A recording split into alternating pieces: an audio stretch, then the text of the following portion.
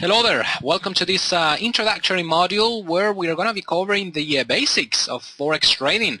The basic ideas, the basic concepts, the type of things you really want to nail down, you really want to understand before going through the rest of the modules and the rest of the videos in the website. I'm going to try to explain things as simply as possible, using everyday's language, and therefore I'm just going to leave the technicalities outside so everyone can follow along, even if you haven't traded Forex in your entire life, even if you've never been exposed to Forex before. Like I said, I'm just going to try to explain things as simply and plainly as possible so everyone follows along. Now, I understand that if you're an experienced trader, you've read all the Forex books or courses, you may not learn much from this introductory module, of course, but at any rate, I'd like to ask you to watch the videos on this module at least once. There might be a couple of things you may pick up here and there, and it may be useful for you. So, yeah, without any further delay, let's get started. Alright, well, I guess the first question we should be addressing is, what actually is Forex? And that's going to be an easy question to address because, believe it or not, Forex is just like any other market in the world. Some markets may seem or appear more complex or more glamorous than others, but believe it or not, like I said, the way they operate at their core, the way they function is very similar to one another.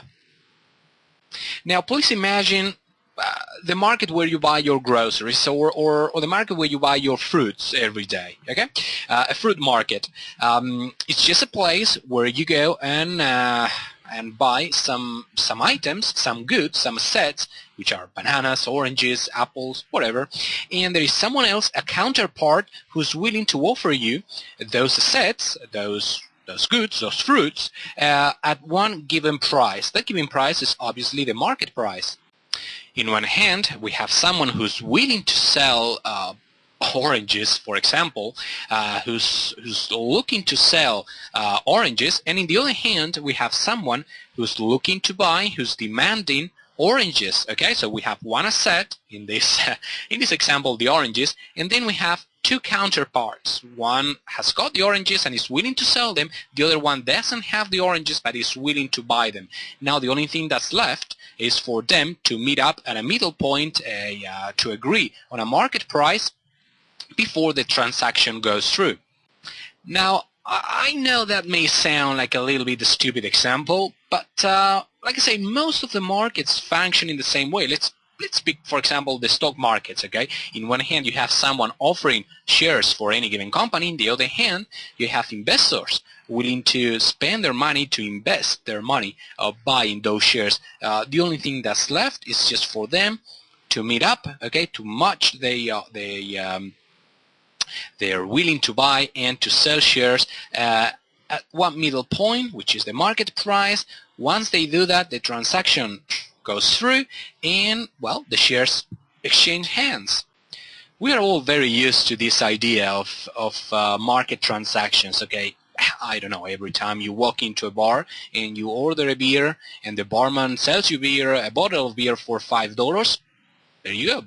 That's a transaction in itself. There's someone willing to buy an asset, the beer. There's someone willing to sell that asset, the barman, and there is a market price, which is $5 per bottle. That's it. That's a transaction. When you buy next time you walk into a bar and you buy a bottle of beer, well, you'll be basically a Forex trader. Well, not a Forex trader. You would be I guess, a liquor trader, but nonetheless, the idea is the same. So basically, next time you are in a bar and you see someone who's totally drunk out of his mind, maybe he's just not drunk, maybe he's just a liquor trader who's been spotting many buying opportunities in this market. But anyway, jokes aside, what I want you to understand here is that the Forex market is not really different than any other market that you may be used to, okay? The way it functions, the ideas, the reasoning, the logic behind the market is basically the same thing, okay? Someone has got an asset and is willing to sell it. Someone does not have that asset and wants to buy it. and they just need to agree on a market price, okay? That's all there is to it. So we've already established that in any market there are four core elements. There's the buyer, the seller, the asset, and the price. In the fruit market, you are most likely to be the buyer, the vendor is the seller, the asset are the oranges, and the price, for example, $3 per kilo of oranges. In the bar, well, most likely, again, you are the buyer, unless you run a bar yourself, of course. The barman is the seller, the asset is the beer, and the price is $5 per bottle of beer. Now, in Forex, pretty much the same thing. We have buyers and sellers, which we are going to call traders. Okay, there are many types of buyers and sellers in the market, in the Forex market. I mean, you have individual traders, just like you and me. Then you have central banks who may buy currencies or sell currencies depending on their monetary policies. You have investment funds, investment managers, you have regular retail companies such as Ford, General Motors, etc., who may need to buy or sell different currencies depending on their exports and imports. But like I say, I'm just gonna bundle all of them together as traders. Then there is the asset, which is currencies, and price is the market, the ongoing market price. Now, the major difference between all those markets and the Forex market or any other speculation market is the fourth element of the equation, which is price. The difference in any speculation market, in this case Forex, is that price varies very often and very rapidly, and therefore is subject to speculation. Now, in a fruit market, price the price for a kilo of oranges doesn't quite change throughout the day. Okay, if it's $3 per kilo, it will be $3 per kilo at 10 a.m. It will be $3 per kilo in the afternoon. Probably tomorrow it will be $3 per kilo. There is no variation of price throughout the day, throughout the let's say the trading session. Okay. Do you think that if price was to change very often and very rapidly throughout the day, don't you think you would see many housewives hanging out the fruit market trying to squeeze a profit out of that kilo of oranges? Of course they would be. If they bought the kilo of oranges at $3 per kilo early in the morning, and then they said that that same asset, that same item, the kilo of oranges they bought for $3 per kilo early in the morning, if at, let's say, mid-morning or in the afternoon, if the price went up to $4 per kilo, I'm pretty sure you would see hundreds of housewives. Now that would be funny, but you would see hundreds of housewives trying to buy and sell oranges in order to get a profit from themselves out of that specific item they bought at one particular price earlier in this morning, just to get a profit out of the variation in pricing itself. That's what happens. That's what makes Forex and any other speculation market different. Price, like I said before, it varies oftenly, rapidly, and, well, therefore you can make a profit or a loss out of that price variation. That's the main difference. All the rest is the same. You've got buyers, sellers, and a given asset. Now, the only difference really is just the price of that asset is just moving up and down constantly, and therefore people are just trying to position themselves in that market in order to squeeze a profit out of that price variation. So there you have it. Forex is like any other market where price fluctuates quite a lot. That's why it's a speculation market. Now let's get moving with another core element of this equation, which is the asset. As we've already established, they said we are going to be trading. The asset we are going to be working with are currencies. There are 7 major currencies in the Forex market. Well, you can trade, first of all, you can trade any currency in the world from any country through the Forex market, but 95%, over 95% of the daily trading volume in the Forex market is made up by these 7 majors. So those are the currency you really want to focus on. You know, there are other currencies such as I don't know, the Hong Kong dollar, the Mexican peso, the Swedish krona, etc. But like I say, over 95% of the daily trading volume is made up by these 7 majors. So that's really the currencies you want to focus on. Okay, we have first of all the euro and the American dollar, which is the world's 2 main currencies. Then you have the Japanese yen, the Great Britain pound, also known as the sterling pound, the Swiss franc, the Australian dollar, the Canadian dollar, and the New Zealand dollar. Now, the reason as of why these 7 currencies are the world's most traded currencies is some sort of a mixture between the country's economical power and the country's political stability. Now, obviously, euro and the American dollar should be here because they are the 2 most influential and powerful economical focal points in the world.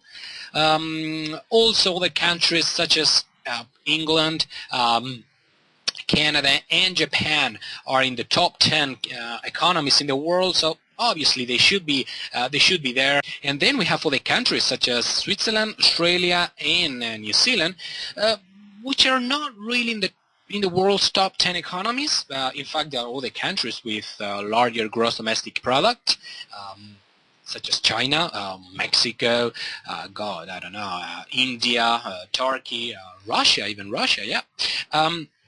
Like I say, those countries have a far larger economical muscle, far larger economical punch in the world, but they are usually regarded as a not so politically stable economies, and therefore no wonder the Australian dollar, the New Zealand dollar, and the Swiss franc are more, let's say, trading friendly as far as the investors goes. Okay, the investors would rather put their money in a country that not only is rich, not only is not about to get bankrupt anytime soon, but also is politically stable enough not to see their currency devaluate or appreciate overnight because of any unfortunate or unexpected political event. Okay, let's put it this way. Imagine you were a rich banker with millions and millions of dollars in your back pocket, and you had to put that money in a bank account. I don't know. You had to choose between a bank account in Switzerland, in a bank account nominated in Swiss francs, or you could put that money in, I don't know, let's say Turkey, in a Turkish bank, in a bank account nominated in Turkish liras.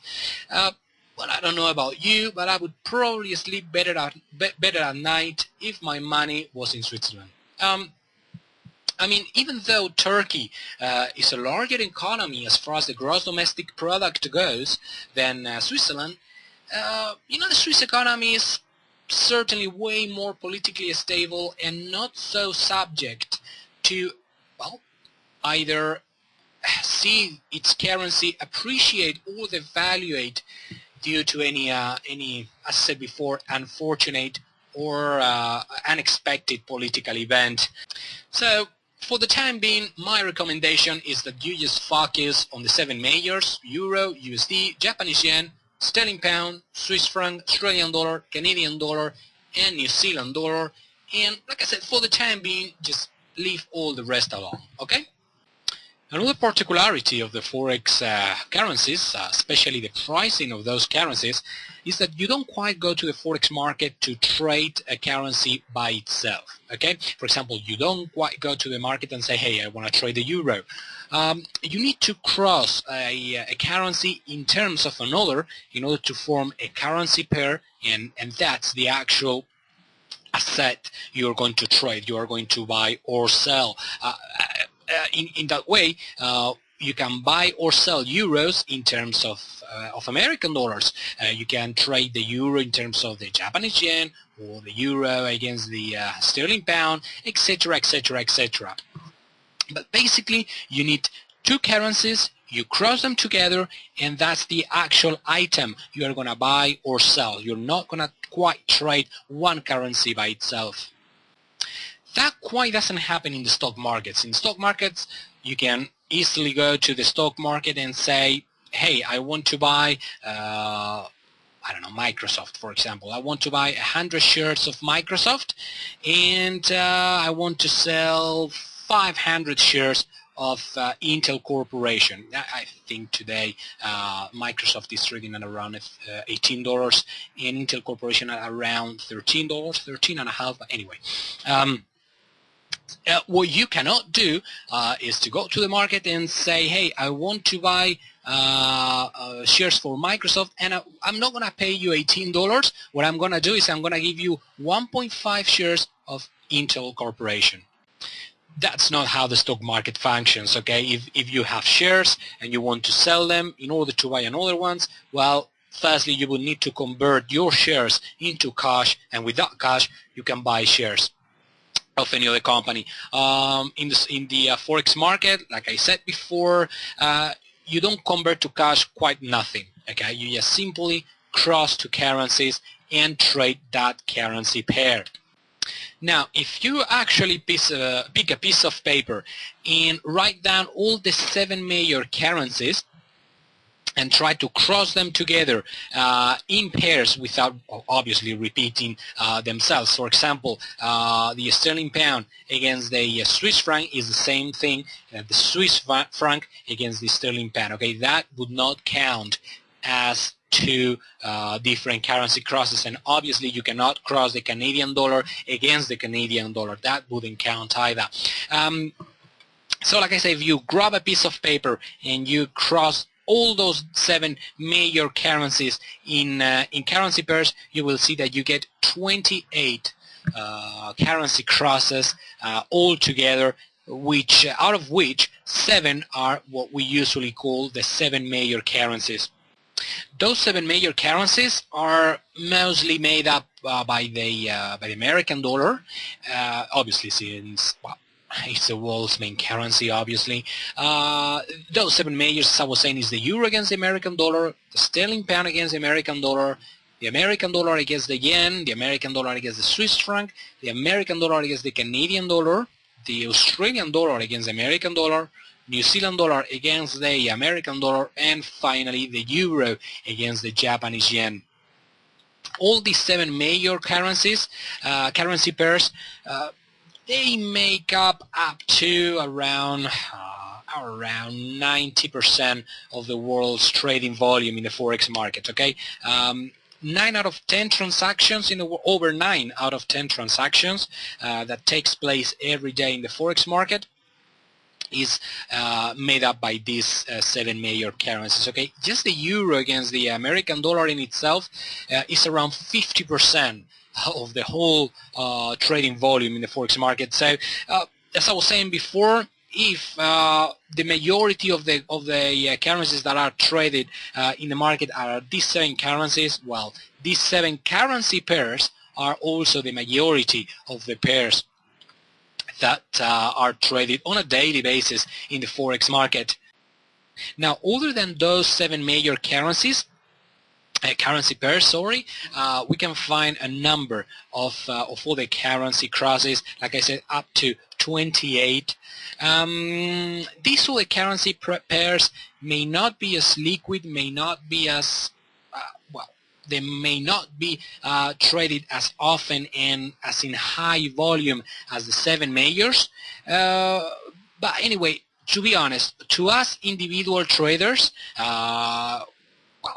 it quite frankly makes no difference at all. Our trading volume as individuals is just so small if compared to the total of the Forex market, then there will always be enough liquidity in the market for us small traders, individual traders, to, like I say, satisfy our trading needs. So it's perfectly valid for us to trade small pairs, not small pairs, let's say less liquid pairs, such as the sterling pound against the Japanese yen, the sterling pound against the Swiss franc, the euro against the sterling pound, the Canadian dollars against the Japanese yen, euro against the Canadian dollar, etc., etc., etc. Like I say, all together there are up to 28 different currency pairs. Okay, Now, this is a major difference between the Forex market and the stock markets. As we've just seen in the Forex market, you just need to keep track of 28 different assets, 28 different currency pairs that may fluctuate up and down, and that you may want to keep an eye on in order to try to search for trading opportunities. In the stock markets, though, on the other hand, I think in America there are around 8,000 different stocks that are traded on a regular daily basis. So, well, as you can imagine, keeping track of 8,000 shares is just completely impossible for an individual trader, and I truly mean it. It's just impossible for one single person to keep track of 8,000 stock shares. But it's quite possible and quite feasible for one individual trader to keep track of 28 different currencies. That's one of the beauties of the Forex market. You don't need to spread your attention into 8,000 shares, okay? Just keep focused, keep on your screen your 28 different charts, your 28 different currencies, and you're good to go. You need to look nowhere else for more information. Oh, by the way, before I forget, I'm going to just throw in a little bit of Forex Lingo. It's not really important, but you're probably going to hear these terms in the future many times, so it might be a good idea if you get used to them, the sooner the better. As we've already established, in any currency pair, there are two different currencies. We have the first currency and the second currency. Well, the first one is called the base currency, okay? And the second one in any currency pair is called the quote currency, okay? Base and quote currencies of any currency pair. Now, right now, the euro against the American dollar, let me take a look in my second monitor. It's traded at 127.35. This is what the euro against the American dollar is traded at right now. This means that for each single unit of the base currency, in this case the euro, if you want to buy 1 unit of euro, meaning 1 euro obviously, you need to pay $1.2735, okay? 1 euro costs $1.2735. In the other hand, if you want to sell 1 unit of euro, you will be paid $1.2735. Let me give you another example. The USD against the Japanese yen. Okay, the American dollar against the Japanese yen. Right now it's traded at, one second, I'm looking at my charts, 91.90. It's traded at 91.90. That means that 1 unit of the American dollar is worth 91.90 units of Japanese yen. Let's say you want to buy $1 in Japanese terms. Well, you'll have to pay almost 92 yens. Let's say you want to sell an American dollar. Well, 1 American dollar. Well, someone will give you almost 92 yens for it. Okay, that's like I said, just a little bit of Forex lingo. You are going to be hearing these terms over and over and over if you are to stick to the Forex trading and Forex education in the long term. This very basic terminology, but at any rate, I don't want to be bombing you right now with many concepts and different terminology. Just remember, the first one is the base currency, second is the quote currency, alright? Well, I guess that pretty much covers on what is Forex. I guess now it's time to keep on moving and keep on digging out more Forex material.